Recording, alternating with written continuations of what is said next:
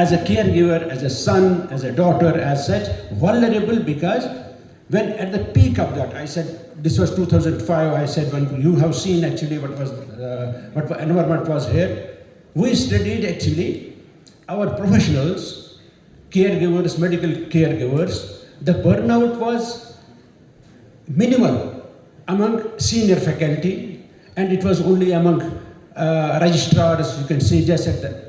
But now, last year, our study has shown that almost 50% of our healthcare workers here have burnout. So if you are already so much overburdened, the same must be happening to teachers, same must be happening at other professions as such, because we don't. But the thing is that matter of concern is that even in US, you don't know how many people are really getting abused.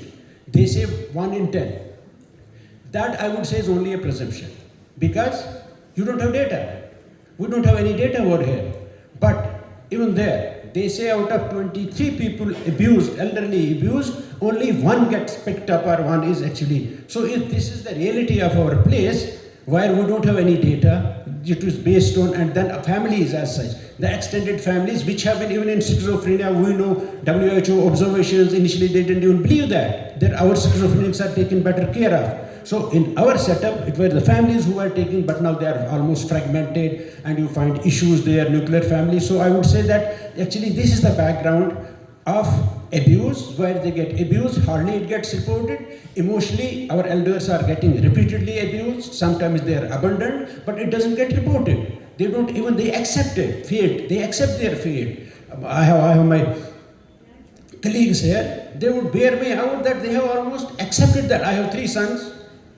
Once, this is just 2 days back, we had actually Dr. Deeba, Dr. Humanji was with me. This was actually one of the richest couples that we have had here in Kashmir. They came to us because another person had told him that I don't have my wife even with me, she's deceased. But I sought treatment sort of thing, had a conversation with Dr. Marghoob and his group, and I changed my everything, my whole mind perception about the things as they are. So I am living a happy life on moment-to-moment basis as such. Then this couple had come. The husband was 85 years of age and the wife was 82 almost.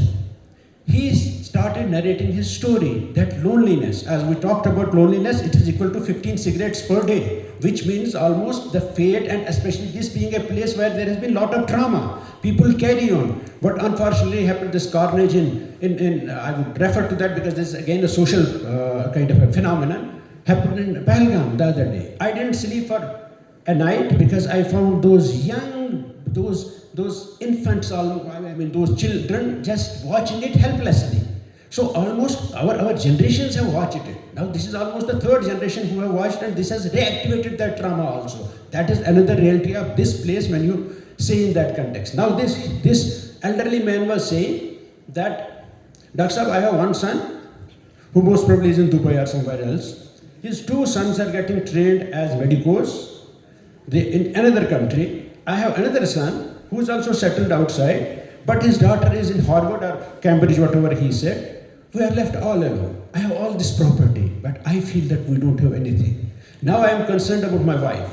If something happens to me, who would take? Then wife started actually with almost tears that who would take care of this man? I have been caring for him, but I think if something happens to me, who would take care of this? So that emotional bonding, other things are there, but there is nothing to fill that gap, which the family support system used to exist there. So they get abused wherever they live with their sons or daughters or families, and where they have nothing, then this loneliness, which is the killer otherwise.